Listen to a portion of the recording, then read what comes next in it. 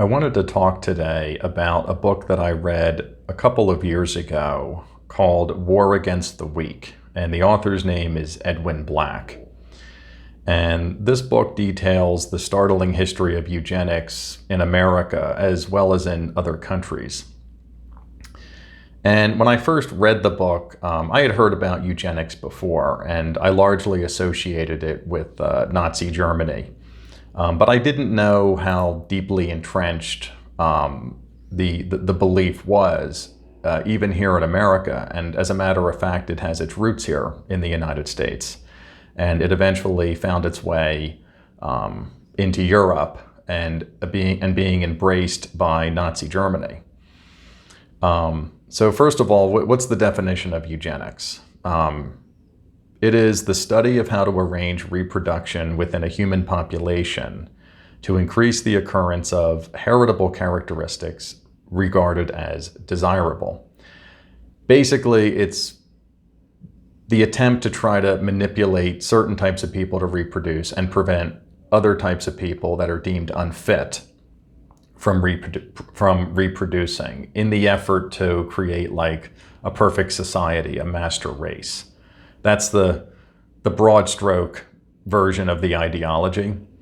So I read this book and I decided to write an article on it actually after I read it. And the name of the article is 33 Disturbing but True Facts About Eugenics. So I'll just get right into this. What do the SAT, the Kellogg Company, Woodrow Wilson, and Adolf Hitler all have in common? Well, they're all connected by the practice of eugenics, believe it or not. From 1904 until shortly after the close of World War II, the United States aggressively engaged in a scientific quest to create a master race. This radical new science, dubbed eugenics by Sir Francis Galton in 1883, called for selective breeding between those that were deemed fit for existence, meaning those that were generally of Nordic descent, with sterilization, marriage prohibition, and even euthanasia for those that were deemed unfit. So this was based on an extreme view of social Darwinism, and eugenics permeated the scientific and academic elite. It secured funding through such notable organizations as the Carnegie Institute and the Rockefeller Foundation. The Supreme Court actually came to sanction eugenic practices, and 27 U.S. states enacted incredibly racist laws enforcing its doctrines. Overseeing those laws and heinous practices presided a virtual army of scientists and doctors steeped in the desire to eradicate anyone seen as a threat to society. And these people included immigrants flooding in from Europe, Native Americans, epileptics, alcoholics, Jews, Mexicans, blacks, small-time crooks, the mentally ill, and even those unfortunate enough to be caught unemployed and homeless at the wrong time. Eugenics spread from Long Island to across the whole United States, from the Liberty Bell to the Golden Gate Bridge, until eventually it wormed its way overseas to England and the whole of Europe, before it ultimately landed like a kind of lamp containing an evil genie into the lap of Adolf Hitler. So here are 33 disturbing but true facts about eugenics, a pseudo-scientific belief that began in the cradle of the land of liberty and ended in the clutches of a genocidal regime. Number 1. Even with concentration camps, euthanasia campaigns, and sterilization wards that were public knowledge in both Germany and America, early eugenic founders looked on with approval as Nazi Germany enacted brutally racial campaigns against its own citizens. A man by the name of Joseph de Jarnat, who was a superintendent of Virginia's Western State Hospital, even complained in 1934, "Hitler was beating us at our own game." Now, the term social Darwinism never came from Darwin himself. It was a term distilled through the notion that in the struggle for survival, some humans were not only less worthy, but were actually more or less supposed to die anyway. Merely acting to help the weak and needy within society became itself an unnatural act. This thinking helped propel the eugenic movement forward during its embryonic stages at the start of the 20th century. Number 3. On July 15, 1911, the American Breeders Association, or ABA, an organization comprised of eugenic-minded scientists and doctors met in Manhattan to identify 10 groups classified as socially unfit and deserving of elimination. These included, in order of priority, the feeble-minded, the pauper class, alcoholics, criminals of varying degrees, such as petty thieves and those imprisoned for not paying fines, epileptics, the insane, the constitutionally weak class, those genetically predisposed to specific diseases, the deformed, and finally the deaf, blind, and mute. Number 4. In 1907, Indiana became the first state to legally force sterilization on its mentally impaired patients and poorhouse residents. This was known as Sharp's Bill, named after a Dr. Harry Clay Sharp, who was already sterilizing and castrating men and women in Indiana's prisons well before it became legal. And it passed the Indiana House 59 in favor, 22 opposed, and it passed in the Senate with 28 ayes and 16 nays. Number 5. New Jersey passed its own sterilization legislation in 1911. It allowed for the creation of a 3-man board that would determine whether procreation is inadvisable for the reams of prisoners and children living in poorhouses and other charitable organizations. The governor who signed the bill into law was Woodrow Wilson, who of course was elected President of the United States the following year. Number 6. The term moron comes from the eugenic movement. It was coined by Henry Goddard, an early eugenic founder, and it comes from the Greek word moros, which means stupid and foolish. We use the term lightly these days as a kind of vague, almost teasing insult. But for Goddard and the eugenic community, a moron was anyone deemed unfit for life and indeed a target to be eliminated. Number 7. The IQ test also emerged from eugenics. In 1916, using an intelligence test created by a Dr. Binet of Stanford University, eugenic activist Lewis Terman devised a simple way to score an individual. And basically, they divided the mental age by chronological age and then multiplied by 100. And with this, Terman created what he nicknamed the IQ score, or the intelligence quotient. Number 8. In 1917, as America entered World War I, eugenic psychologists devised an intelligence test for the armed forces known as the Army Alpha Test. Carl Brigham adapted the test as part of a college entrance exam. The College Board later asked Brigham to create another qualifying test for other colleges in the country. Eventually, Brigham's efforts produced the Scholastic Aptitude Test, or the SAT. Number 9. Dr. John Harvey Kellogg of Battle Creek, Michigan, served as a member of the State Board of Health and operated a sanitarium known for its unorthodox food regimens. He developed for his patients a natural product made of wheat flakes. In 1898, his brother, Will Kellogg, invented the cornflakes and began selling it commercially through a company that would ultimately become the cereal behemoth, the Kellogg Company. In the same year as the founding of the company, Dr. Kellogg founded the Race Betterment Foundation to help stop the propagation of defectives. Number 10. President Theodore Roosevelt long held eugenic views. After he left office, he wrote Charles Davenport, the man considered the father of the American eugenic movement, and said, this is President Teddy Roosevelt saying this, "Society has no business to permit degenerates to reproduce their kind. Someday we will realize that the prime duty, the inescapable duty of the good citizen of the right type, is to leave his or her blood behind him in the world, and that we have no business to permit the perpetuation of citizens of the wrong type." Number 11.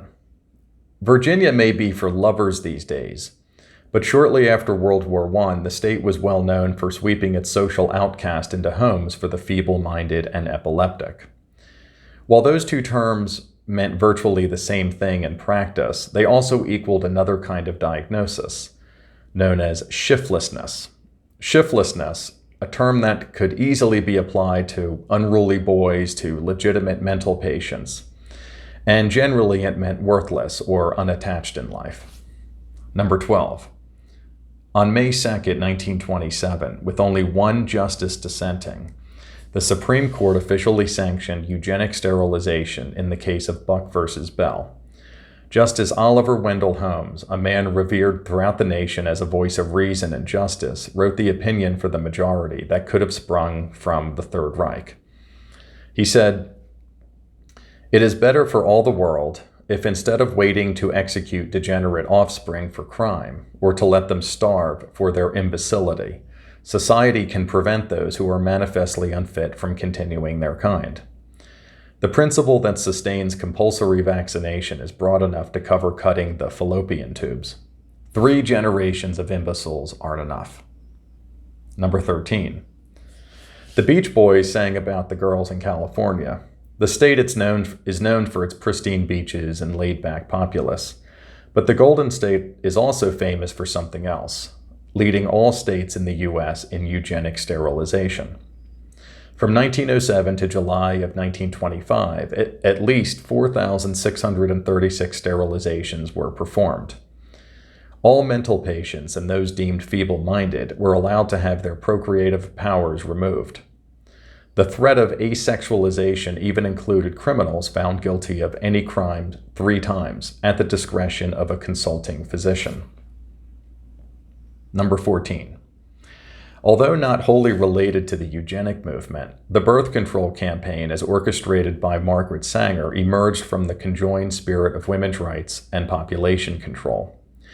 However, the term birth control reached the American consciousness.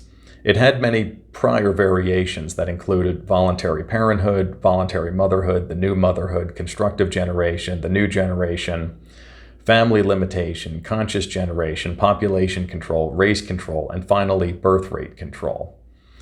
It was only when someone suggested dropping the word rate from the previous term that birth control became the name of Sanger's growing movement. Number 15.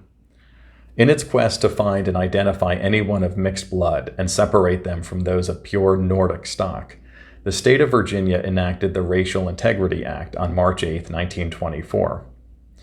Falsely registering your race in the subsequent consensus and questionnaires was considered a felony and punishable by a year in prison. Number 16. Following the Racial Integrity Act, Virginia's registrar encountered a problem.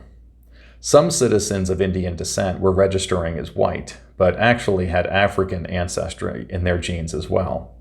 To remedy this intolerable snafu, the registrar devised a highly scientific and accurate method to differentiate a person of Indian or African stock: a hair comb.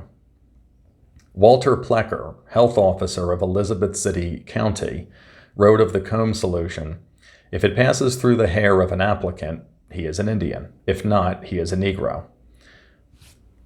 Number 17. America was not alone in the growing field of eugenics. Britain passed its own legislation against the unfit in the form of the Mental Deficiency Act of April 1914. The act defined 4 classes of undesirables: idiots, imbeciles, the feeble-minded, and the moral defectives. If you had the misfortune of having a doctor identify you as any one of those, you could then be carted off to a special colony, a sanitarium, or a hospital designed to house your kind. Number 18. Switzerland passed its own eugenically spirited law in 1928 that targeted a poorly defined class of unfit.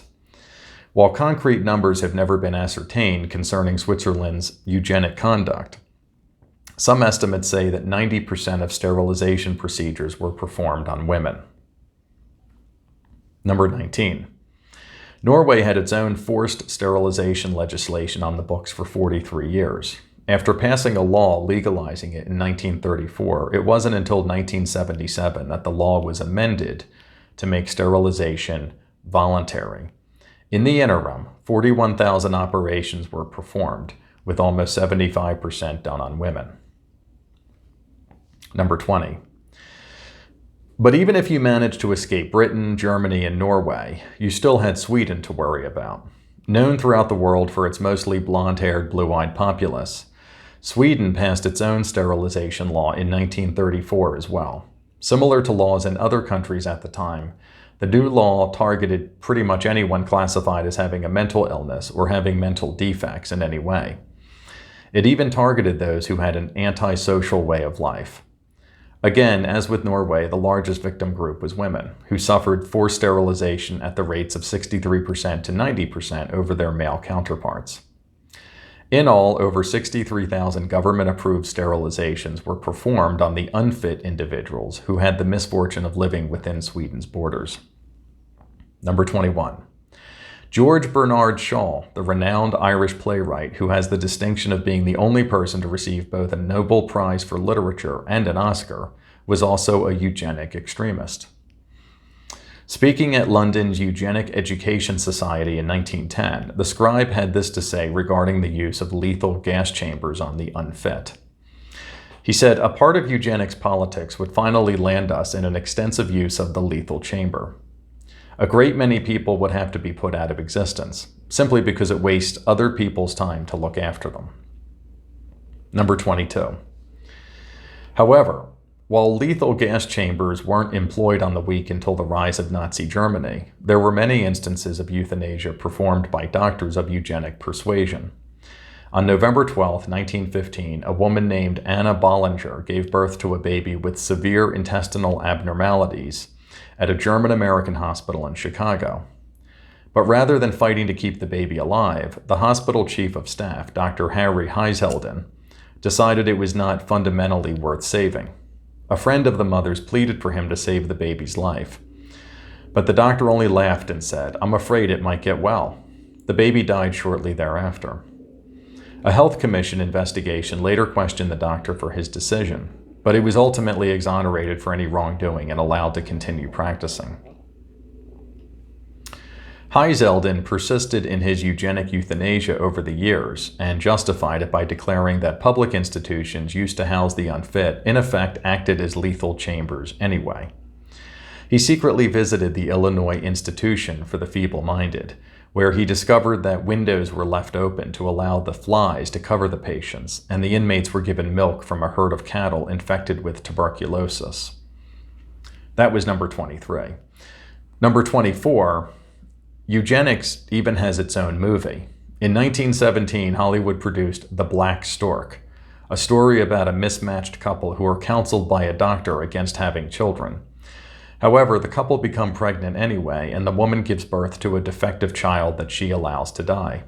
The deceased baby's spirit then descends into the arms of Jesus Christ. Hailing it as a eugenic love story in publicity ads, the eugenic movement had its own propaganda film at last, and it promoted the black stork throughout the nation. Its catchphrase, "Kill defectives, save the nation, and see the black stork." Dr. Heiselden, then famous in eugenic circles for his own baby-killing ways in Chicago, even played himself as the doctor in the film. Number 25. Even during World War I, the American eugenic movement strengthened its ties with Germany. The book credited with planting eugenics throughout Germany was Madison Grant's The Passing of the Great Race. Published in 1916, Grant's tome asserted that the white Nordic race was destined to rule the planet. It inspired thousands of German scientists, allowing them to mask their already racist feelings under the guise of objective science. It also galvanized the country's future dictator, Adolf Hitler. Number 26. Not content to produce books and films extolling the virtues of eugenics, followers of the new pseudoscience in Germany introduced a series of race cards in 1927. Coming 10 in a package just like baseball cards today, the cards profiled every racial variation from the Tamils of India to the Baskirs of the Ural Mountains. Number 27. Eugenic sterilizations began literally the moment Hitler assumed power in Germany. Starting on January 1st, 1934, the Reich Interior Ministry's eugenic expert declared that children as young as 10 and men over the age of 50 were all able targets for the scalpel. Quickly, this mass program became known as Hitlerschnitt, or Hitler's Cut. In the first year alone, at least 56,000 Germans were sterilized, or almost 1 out of every 1,200 citizens. Number 28. While Germany savaged Poland in the beginning of the Second World War, the Reich also committed euthanasia against elderly German citizens to conserve its valuable wartime resources. Starting in 1940, between 50,000 and 100,000 Germans were taken from old age homes, mental institutions, and other places and simply exterminated in gas chambers. Number 29. Dr. Edwin Katzenellenbogen presided over the extermination practices at the concentration camp Buchenwald. He was also a founding member of the Eugenics Research Association and the chief eugenicist of New Jersey under then-Governor Woodrow Wilson. Number 30. The rare brain disease, Haller-Worden spot syndrome, is named after two Nazi doctors who discovered the condition in 1922. Number 31. For years, one of eugenics' greatest crusaders, Harry Hamilton Laughlin, fought to sterilize the feeble-minded and people diagnosed with epilepsy. He was well known for believing that people with epilepsy did not belong in society. Laughlin was also known among colleagues for his occasional seizures. It turned out the doctor kept a tightly held secret for most of his life. He, Harry Laughlin, the attacker of the unfit and eugenic co-founder, himself had epilepsy, which under his own belief structure would have rendered him unfit. Number 32. Even though they have not been used for years, eugenic sterilization laws are technically still officially on the books in North Carolina. Chapter 35, Article 7 permits the state to perform them for moral as well as medical improvement. And 33, the last fact about eugenics. Despite post-war Germany denouncing its Nazi past, investigators discovered that some universities still house body parts taken from prisoners used in eugenic experiments and later killed in concentration camps. The University of Vienna's Institute of Neurobiology still houses 400 Holocaust victims' brains. In addition, tissue samples and skeletons have also been found in Tübingen and Heidelberg. If you'd like more information on eugenics, I would really urge you to check out Edwin Black's book. Again, it's called War Against the Weak. I thought it was a fascinating read. He also wrote, the IBM and the Holocaust. And I derived probably all of my data from his book, War Against the Weak. I also did some research on Wikipedia and some other areas. But I highly recommend checking out that book, and thanks for watching.